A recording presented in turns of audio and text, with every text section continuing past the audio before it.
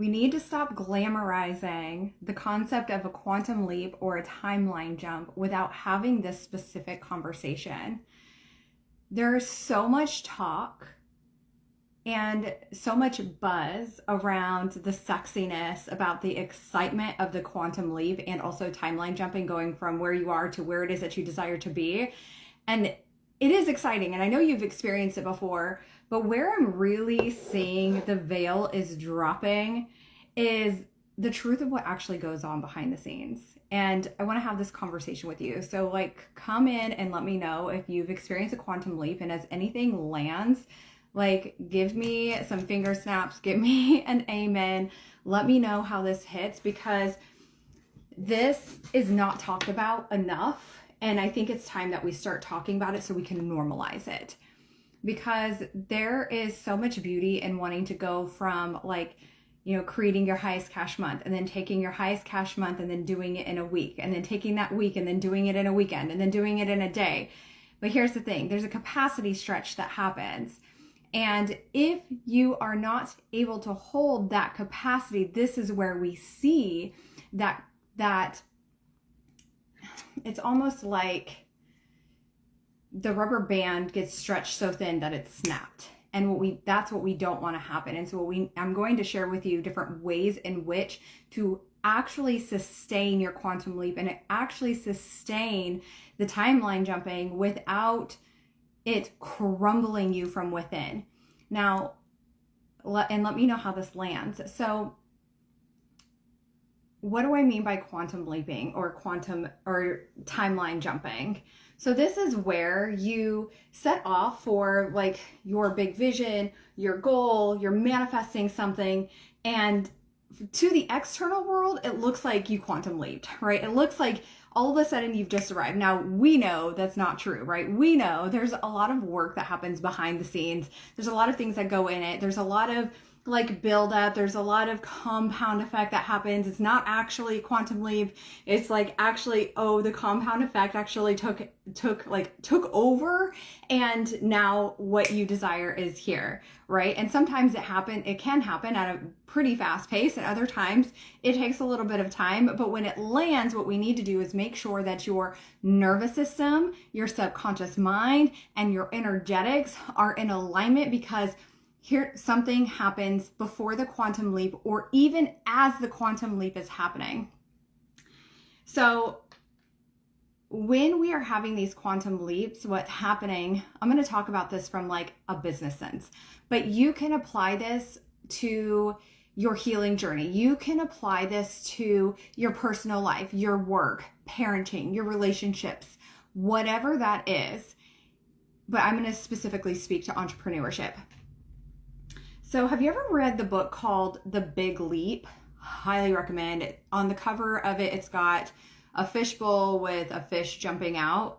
If you've never read that, I highly recommend. It's one of those books that it's like, oh shit, like, it's kind of a call out, which we love, but it helps you see the places in which you are hitting the glass ceiling. But the glass ceiling is really amazing to break, and we want to break those ceilings that are keeping you playing small, that are keeping you in that same plateaued area. But so you can stand on the ceiling that was once stand on the floor that was once your ceiling, but nobody is talking about the shards that are lying at your feet.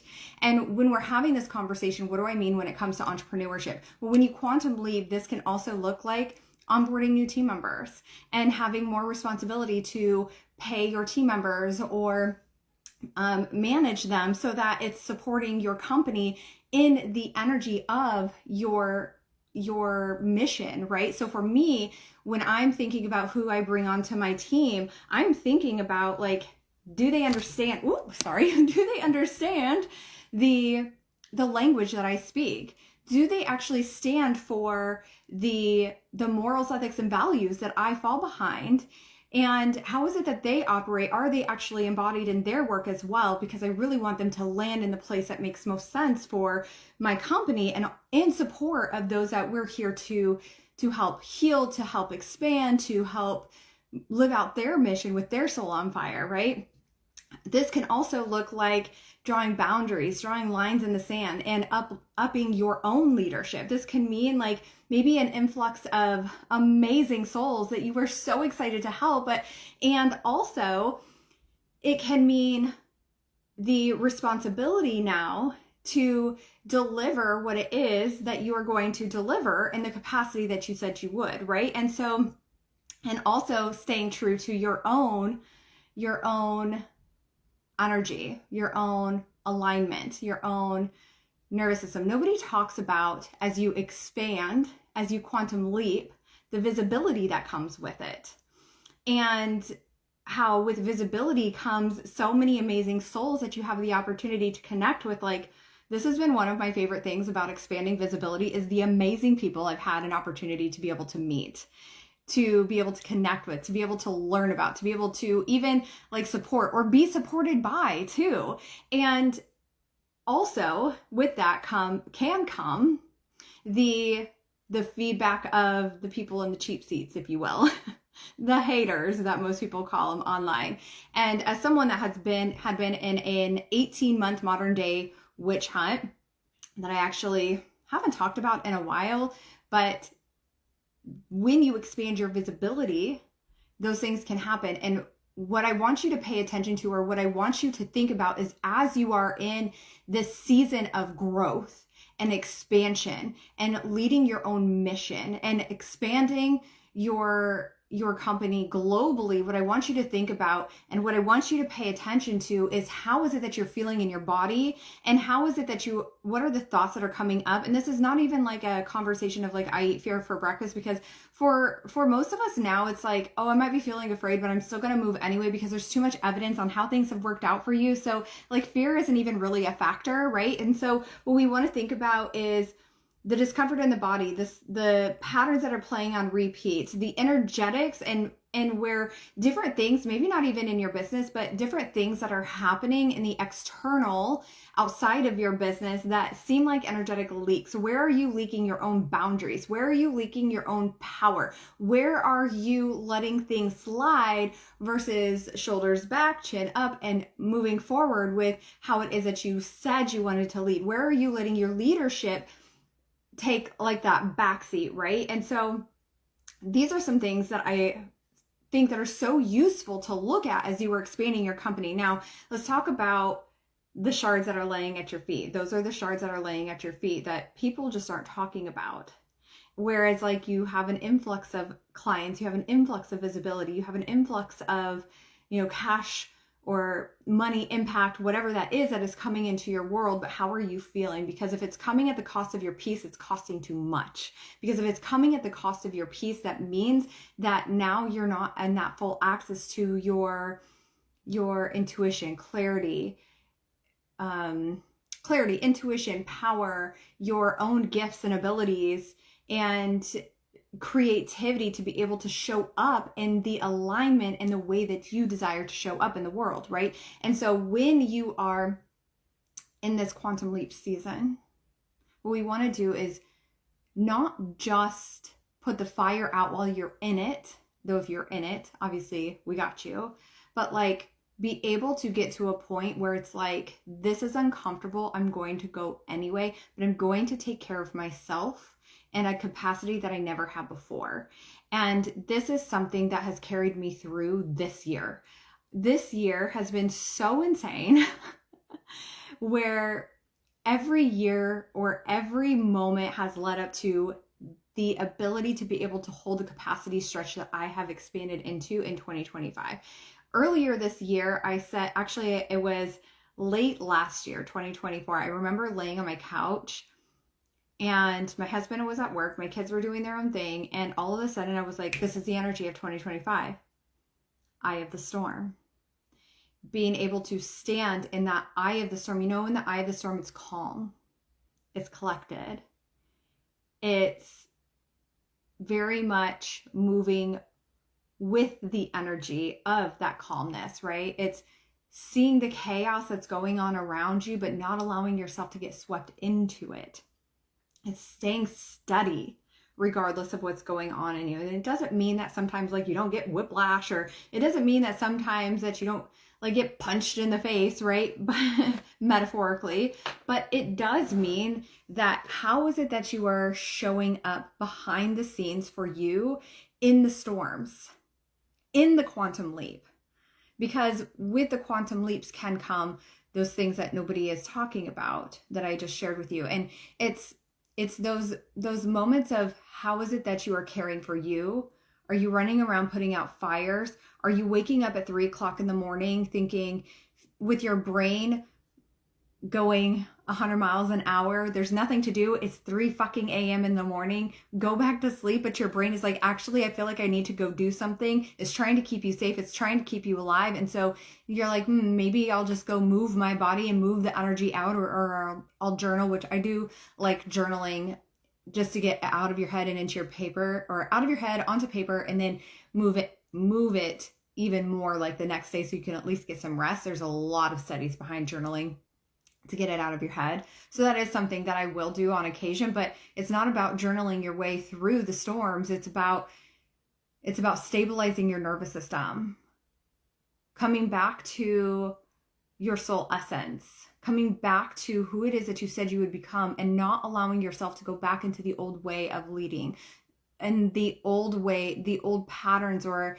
the old ways where it's just easier. Because as you expand, as you timeline jump, and you are now sitting in the space, it's almost like, I'm getting a visual right now, that's why I paused. It's like you've gotten off the boat and you've gotten on a ship, and now you've got to learn how to navigate this new ship. Have you ever been on a cruise ship? Like, some of them you can get lost in. It's like, now I'm on this cruise ship, I'm navigating all the areas of it, the different things that are available to me, and meeting, like, I am the captain of this ship, and I have decided that this little tugboat is no longer going to be of service, and now I get to learn how to operate this ship.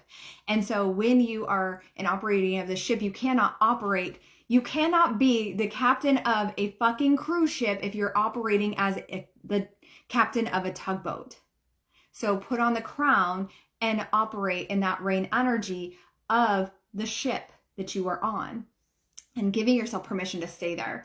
So I want to share with you a few different things to look at as you are in a season of growth and expansion, so that you can actually put these into play. And this is actually something that we do in one-to-one together. So if that's something that you're feeling called to, just shoot me a message and we can talk about that. But when it comes to these seasons, the first thing that you want to look at is your energetics. Let's talk about the energetics mastery. This is not just the leaks that are going on in your business. This is the leaks in other areas of your life as well. So for example, boundaries is a huge one when it comes to leadership, especially as women, because we just, like, you're so heart-centered. Like, we just want to help people. We see the best in everything and everyone, and we just want to be of service. And also it gets to a point where it becomes a slippery slope, where we've also got to be mindful of our own energy and how it is that we're actually leading other people versus saving other people. And so where is it that you are throwing out too many lifelines? Where is it that you are not giving people the opportunity to be able to rise to meet you where you are? Because, and I tell this to my Quantum Illumination Reiki certification program students all the time, is you raise your frequency, do not drop your frequency to meet other people where they are. You hold that frequency, you hold the standard, you hold the energy, and allow them to meet to you. Some people will fall away, and that's okay. We send them love and we wish them the best, and it gets to be enough. And when it comes to those that will meet you, amazing. And now you still have that energetic coherence with each other. Where is it that you are allowing your boundaries to slip, as like maybe in your relationship or your friendships as well, within family dynamics? Where is it personally? Are you saying what it is that you said you're going to do? If you're going to meditate, are you meditating? Or, for me, my routines look different depending on the season or what it feels like I do. Sometimes my meditations will look like sitting down and actually going into the meditation that way. Other times it looks totally different. But like, if you don't have a morning routine where you're taking care of you first, that's got to be a priority. Take care of you before you take care of anybody else. But where is it that you said you're going to do something for you, and have you done it?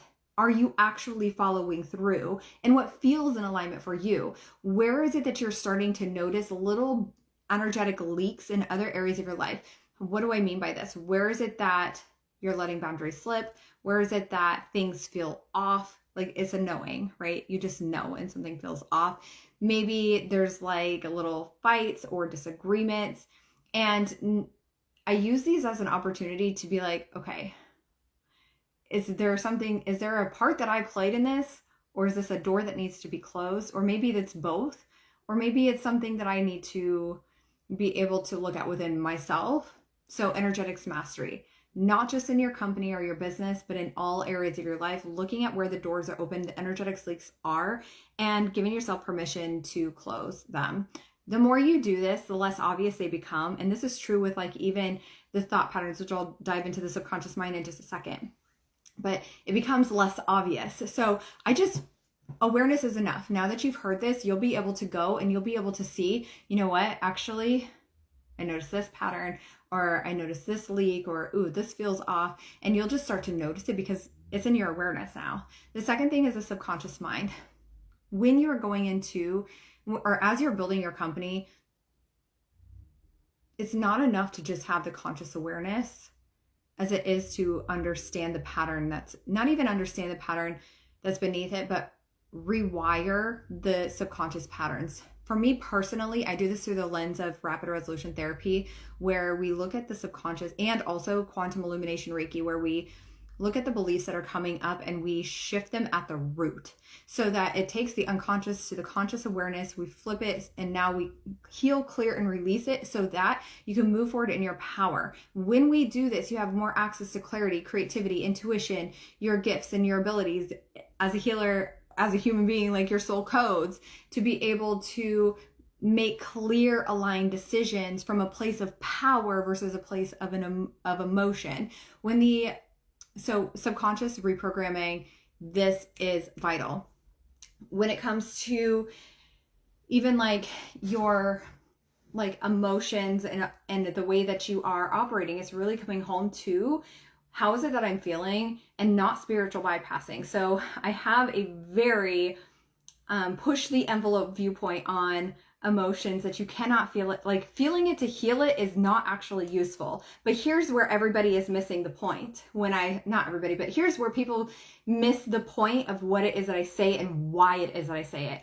Feeling it to heal it is such an outdated concept, because we have access to be able to heal, clear, and release through not spiritual bypassing, but in a way that is gentle, that is soothing, and that puts you back into your power. And I don't know about you, but I love it when you are in alignment with you, that you feel good, you are happy, you are joyful, you are creative, you're making the impact that you are here to make. You are not feeling triggered, you're not operating from the emotions. Now, this does not mean that you don't actually feel your feelings. What I mean by this is, like, we see the emotions that are coming up, we allow them to surface, to release. I also love to do this. This is something that I love to walk my clients through as well. It's like, when the emotion is coming up, it's like, let's let this come through. Let's not, like, if you need to like cry or whatever it is that you need to do, like, let's let this come out.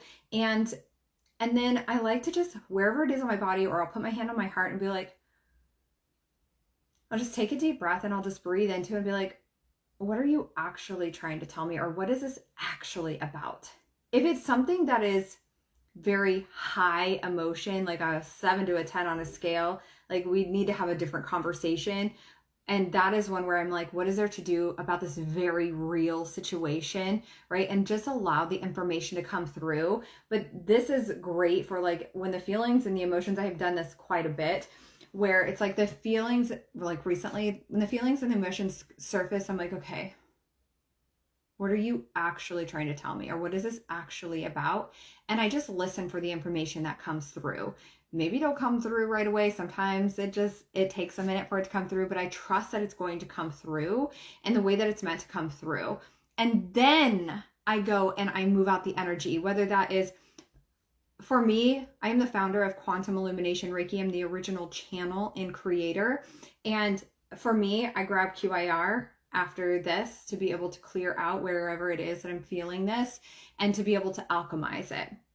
depending on like what it is that I'm going through will depend on the frequencies that I use specifically. This can also be like tapping. This can be breath work. This can be like even nervous system regulation tools where, for example, like maybe you put your hand on your, like the back of your neck, and then you look over, face forward, look over to your left. This is my left for 20 seconds. And then after 20 seconds, you do the same thing and look over to your right for another 20 seconds. But what will happen is that your body will, your nervous system will naturally calm down, and you'll either like yawn, or you will swallow, or you'll start blinking quite a bit, and that's your nervous system responding. Also, breath is amazing. We forget to breathe. Sometimes it's like I need to step outside and get some fresh air, and yes, go ground if you need to go ground, but also it's like 4 in, hold for 2, out for 8. Your nervous system will not be in fight or flight if your breath has slowed down, because it's not seeing it as a threat. So we've got the energetics mastery. You're combining the nervous system, the subconscious reprogramming. When you are doing these things, I'm going to talk about one more, but when you are doing these things, you start to train your mind, body, energy, even soul to all come in alignment so that you can continue to move forward. So when you are in a quantum leap season, or you've just hit a quantum leap and it's like, holy crap, what is actually happening? I asked for this and now I'm like freaking the fuck out, right? Because that has happened, but nobody talks about it.